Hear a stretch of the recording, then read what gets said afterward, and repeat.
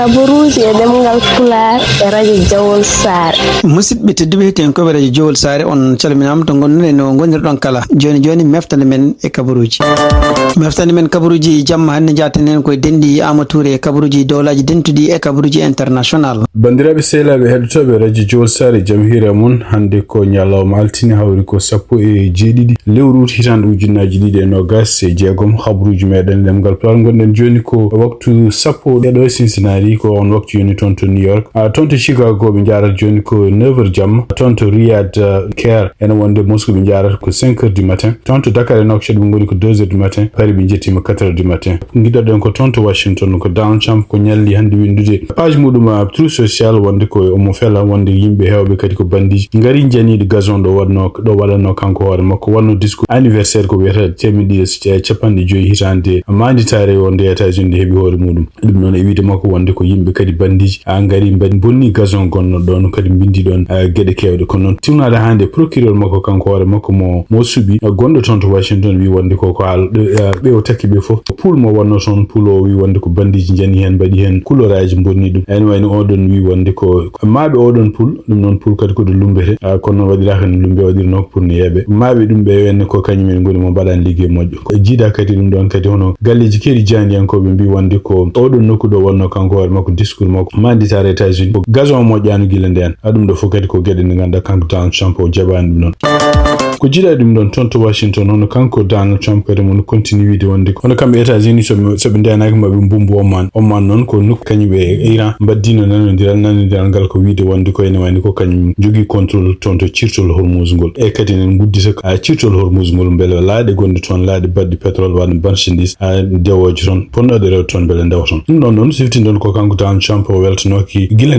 nde haala wonde ko kamɓe Iran e kamɓe Oman ɓe dañi nanodiral walla pamodiral de rendude doole rendude kadi peeje pour wadde jogade contrôle ɗingol ɗon cirtol Hormuz ko wonde fof e nder ko yalti hande o wi wonde so tawi Oman kañum hoore mum yamiri banggue muɗum to ene batuji ndewa toon laaɗe ndewa toon kamɓe États-Unis ko bomboɓe ɗum ko ɗum waɗi kamɓe sardiyankoɓe démocrate ene wayno ɓe ñalli ko fewjude de résolution kanko Donald Trump bardem ittude doole makko kadi déclare de guerre mo ɗo wela fof ɗum noon kadi e tugnade kadi kanko représentant jeyaɗo toon to Californie on kanko piyeteɗo Rokhana o ko haali o wi wonde ko e oɗo saade ɓe goni ɗo eɓe goni ɗo ɓe jiiɗi ko ƴeftude oɗo résolution kadi pour beele ene wayno 192 leydi gondi adunde beele ene daɗa e juuɗe makko kanko Donald Trump ko jiiɗa e ɗum ɗon kadi kanko sénateur Tim Kaine jeyaɗo toon to Virginia démocrate wi wonde ko mo wadde résolution fate Oman ɗum noon so tawi suudu sériyankoɓe ɗum noon sena arti e lewru arundu ko wawi wonde fof ɗum ɗo kadi ko gueɗe ganduɗa kanko Donald Trump o ñalli ko haala toon to Nevada no cour d'appel goto kañum hoore mum yaltini ñawore muɗum hande oɗo ñalawma altini wiide wonde ko kanko Donald Trump procureur mo ƴefti toon yo won toon to Nevada biyeteɗo Sigal Chata wawa wadde liggey mum wiya e waɗo ɗum ɗon noon ɗum ɗo fof naari caggal nde kanko oɗo procureur kanko Sigal Chata ko yimɓe ɓe ganduɗa o fawno juuɗe gullitinoɓe mbi wonde ko non seulement kanko o ala ngal ɗon karallagal kadi no suɓirani ɗe ndewani lawol koye ñalawma hewon hono cour d'appel goto mum jeende ɓiijo ɗereji ɗi ɓe bindi kene boye 33 ɗerewol ɓe mbi wonde ko noon ko kanko Chata o wawa continde halfinede ɓeɗo hen takkaɓe ɗum noon surtout kadi ɓeɗo takkaɓe kadi wullitiɓe wiide wonde ko kanko hoore makko no suɓirani o wawa wonde procureur ko wawi wonde fof ene wonde ko cour d'appel o wi wonde kanko Sigal Chata o wawa wonde procureur toon to Nevada toon to Los Angeles ene wayno ko tumunoɓe ñalawma wiya wonde ko won jangguinoɓe won hawnaki nena toon to Los Angeles ene liggono immigration ɗum noon de yiya kamɓe koye mabɓe ɓe mbaɗa patrouille aji mabɓe eɓe jaaha e nokkuji taariɗe école aji toon to goni toon to Los Angeles surtout nokkuji ɗo laabi goni walla ɗo galleji goni e wonande yimɓe yinoɓe ɓe mbino cikkannoɓe ɓe mbaɗata kamɓe patrouille ko liggonto ko immigration kono ko yalti caggal muɗum ɓe mbi wiya wonde ko ɓeɗo ko jangguinoɓe école aji mbiyata Los Angeles Unified School District joguiɗo konngol muɗum ko haalde fax wi wonde ko liggey mabɓe oɗo saha joni ko ƴewde beele kala nokkuji ɗo ganduɗa en taariɗe école aji mabɓe ɗi goni e kadi eɓe mbawa wallude yimɓeɓe artude janggude e kadi rende nokkuji ɗi ene tawne ene hiisi ene deeƴi ko ɗum waɗi donc ene wayno koɓe jahata e laabi ko eɓe ɓurni comci mabɓe ɓe goni koye ƴewde kala ɗo ɓe ganduɗa ɓe tini immigration ene yimɓe muɗum dadiɓe muɗum gara e ɗiɗon nokkuji surtout ko takki école aji walla ko takki ni e kuuji ɗi ganduɗa ɗiɗon école aji goni eɓe kalani yimɓeɓe pour wiide men yo ndentu immigration ari ko wawi wonde foof kamɓe immigration service o ɓe mbaɗi rentinade wiide wonde ko kamɓe ɓeɗo jangguinoɓe walla kamɓe oɗo en syndicat école aji goni toon to Los Angeles ɓe ngala oɗon hattan ɓe ngala ɗeɗon doole e kadi ɓe goni koye viol de loi fédéral habruji men États-Unis hande tumnade hande ko Washington Post ko habri dum non ko ruttade kanko biete Ted Blanche kanyu halfina justice lendi ko alno wi wonde en wani ko kanko wawa rakkude garantie wonde ko kambe département justice mbay wonde indépendant dum non wonande Trump dum non en tumnade hande halalabe wonbe ton to Washington Post ko kayli wi wonde ko en wani ko Ted Blanche haysindi men bela ko ali ko dum non ko gong parce que département justice kanyu woni ko supervision kanko président mo États-Unis firtan non ko kanko président mo États-Unis waye americal département justice yo wadi gede di nganda illegal dum non do odon sa kanko gardi de justice o no kan Ted Blanche wala bawdon no way soit salade soit kanyu worum démission kono ne way ko Ted Blanche no halir ni département justice kanyu wori woni ko njimani kanko président mo États-Unis dum non en way ko ala fu no be mbay wadde habe mba wonde welsinade haluji mako wala welsinade wala salade hedade ko halat jangu talata no en hagilaji kede no kuciti ton to Alaska o do saaji hande no candidat mo damina to kany wona cubaade ko faate bangi démocrate no biete de Mary Peltola en kanko Mary Peltola ko kanko jogodo fottidi jango kadi e biete do Dan Sullivan non ton to Alaska do odo was non ko pour yewdi mbele kambe démocrate est ce que be mbay hebtude Alaska non ko leydi wietende ko leydi républicain je surtout en kanko Donald Trump ko kanko gagni ton woteji hitandu ujunaji no gasne o gagni dum par sappoe tati tobbere contre Kamala Harris ko woni fo no wayni ko kambe démocrate no so tawi kebi ton to Alaska e dum non kadi ko hunde wonde kaabisa mawdu parce que Alaska hewani ko yiya wonde ko kambe démocrate en jogi odo neta haburuji men international gida don ko tonto Egypt tumna dikati ko yalti en wani ko kanko Jared Kushner of wine fotu danki e gardido Hamas wala representant Hamas dum non ko yalti nyalome hono kanko representant Hamas wala jogi du kongol mudum o yalti o mo haala mo yetta wonde ko Donald Trump haluji mudum wala programme mo jogi odo sa jon pour jamno dañira tonto Gaza ko programme moji kono ne wayno ko kanko kalfina du kongol Hamas garno tonto Egypt e nder ko haali kadi wi wonde ko men continue ha hande nyaagaade hono kanko Donald Trump yo continue harande wala nde pour surtout wadde pression e kambe Israel mbele be ndartini bonandeji mbalata dum non e wiide makko kadi dum do so tawi nanodirangal wadi wonde dum do kadi ko tabal dide bal wonande nanodiral bangal pour dartinde jaygol tonto Gaza kanko biireda Hazem Kazem kanko woni kalfina du kongol Hamas o wi kadi en woni ko plan mo kanko Donald Trump mo wadi mo wiyata plan jam tonto Gaza ko hunde ni ganda Israel sali kono kambe Hamas be pelisi wadde page mabbe fof e be pelisi e be pari pour yewde kala ken way wallude ha jam dañe tonto Gaza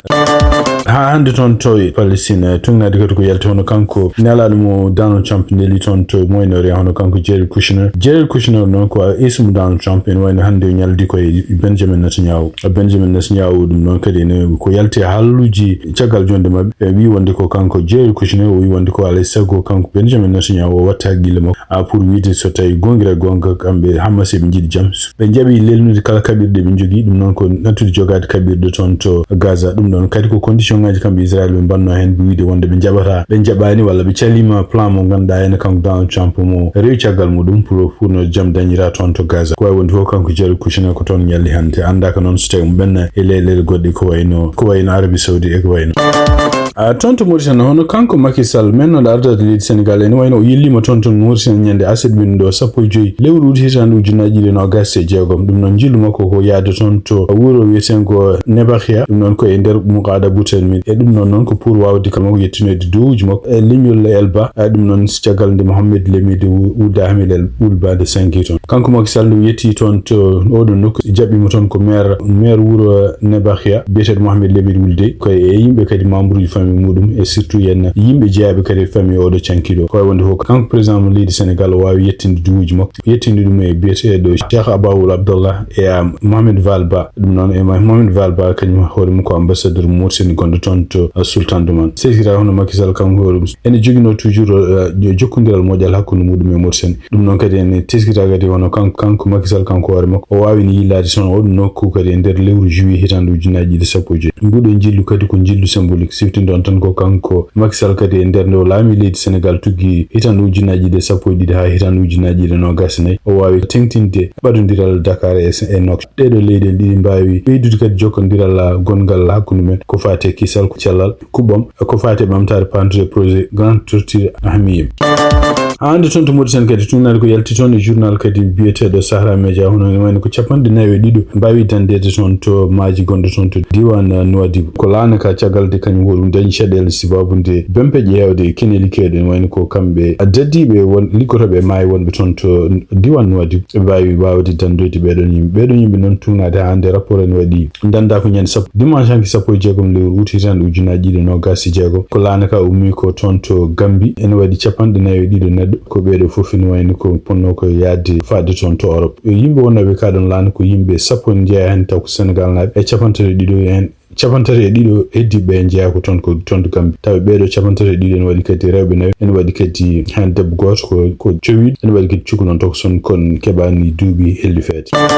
habaruji men international cektor donc ton to Sénégal tungnaɗi kadi ko winda ton to Dakar Actualité hono ministre toppitiɗo ko fate justice mo leydi Sénégal hono kanko maître Moussa Sarr o wawino kanko hoore makko arde ton to assemblée nationale ɗum noon ko arde kadi 12 proposition mo kanko Bachir Diomaye Faye gaddiɗo leydi Sénégal mo wonno surtout ko fate article mo mbiyata capanɗe tati e jeeɗiɗijo oɗon article kadi ene wayno koko haalde ko fate ne gueɗe nde ganduɗa kamɓe gaddiɗo leydi o e ɗum foti haalande yimɓe no foti jogui jawdi ɗon ɗo fuɗɗi nadde e laamu ɗo e kadi ene wayno ko caggal nde o yalti laamu nde kadi ɗum foti haalande yimɓe ɗum ɗon noon ko hunde nde ganduɗa kamɓe toon to assemblée eɓe gonno e muɗum eɓe kala oɗo dumum fof kono noon kanko président Bachir Diomaye Faye e nder kadi ko ɓeydi hen o wi wonde ko alay saago ɗum ɗon kadi ɓeydo yañede ɗum noon e wayno ko kanko gardiɗo assemblée nationale e kanko kadi premier ministre mo leydi Sénégal ala sago kamɓe koye maɓɓe fof ɓe mbawa wadde ɗiɗon déclaration ngaji ko wawi wonde fof e nder kadi ko kanko maître Moussa Sarr mo gardiɗo justice ton Sénégal ko haali o wi wonde ko Bachir Diomaye Faye gardiɗo leydi Sénégal wi wonde ko ɗum ɗo en ɓurata moƴƴude ko oɗo proposition wayla waylude ko fate ɗeɗo kuul toon to leydi Sénégal ala sago ɗofto en kuulal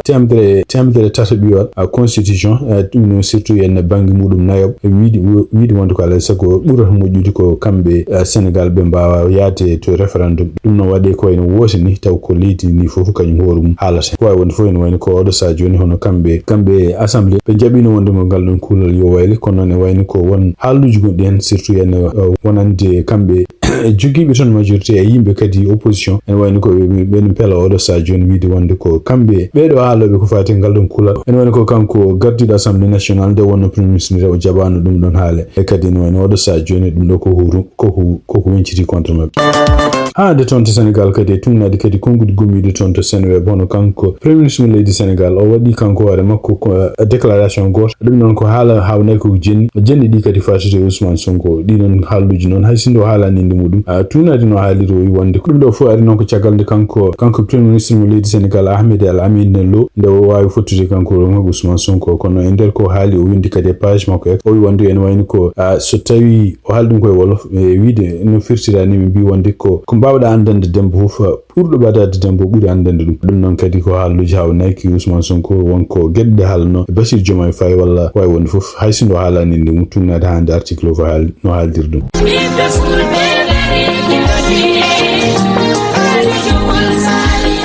Radio Jowol Sare International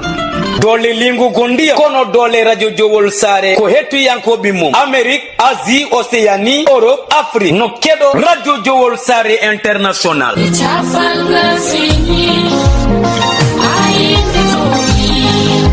wonande jogiiɓe publicité jokkodir eya Radio Jowol International caggal indicatif Mauritanie waɗa 46 53 84 09 walla mbaɗa 44 18 77 18 walla mbaɗa indicatif dowlaji dendude Amérique plus 1 513 668 03 94 bandiraɓe musidɓe tedduɓe heeɗiɓe min Abou Diobo El Hadji Ngori momi hetto Radio Jowol International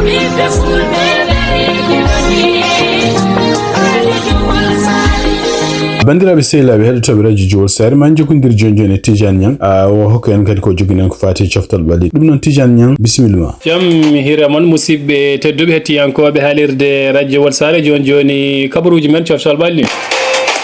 gadorden kabruji men coftal balli ko nder leydi Mauritanie hello men tournamaji foti hitandu junnaji de nogas jeegom tinama hande puddugol championnat jingi hitandu junnaji de nogas jeegom e tournament ganki hitandu junnaji de nogas jeegom joni alano batten so wana jokkundirene iba bilal sal gondo to stade woyndu burmo jingi musidɓe tedduɓe ten kobara jowol sare on calnamone moɗon foof inde mum tawi kadi ne wonde e yettode muɗum tournoi jingi jeeri tumbere 2026 fuɗɗima ɗo hande e stade woyndu burmo jingi jeeri tumbere nokku casde gawde e caabsaɓe fuɗi bidde hebbini ciiɓe sikki ala nangodirno ko équipe FC aran gueɗal ma kamɓe gona double champion en titre kamɓe nangodirno e équipe biyetoɗo FC Lyon ko équipe FC Lyon fi équipe FC aran gueɗal ma 4 buts à 1 marque premier but FC Lyon ko joueur mabɓe biyeteɗo Adama Boulaye Diallo marque deuxième but ko Mamoudou Yerode contre son camp marque troisième but ko mo mbiyata Saydou Ka tawi ha joni marque quatrième but ko biyeteɗo Hammadou Dora Dali tawi noon ko but FC aran gueɗal ma marque ɗum ko mo mbiyata Di Maria sen jii ha toon to wuuro meɗen ganki joɗini toon musidɗo meɗen Oumar Adama Diako way kamɓene ko hande championnat ganki ɓamtuno hande lundi 17 août 2026 hawruno ko FC Cuuc kam e FC Belel Mbarodi sikki ala ko FC Cuuc fi FC Belel Mbarodi 2 buts à 0 marque biruji ɗi foof ko atakama biyeteɗo Zakaria wonno ko Iba Bilal Sall depuis le stade woyndu burmo jingi jeeri tumbere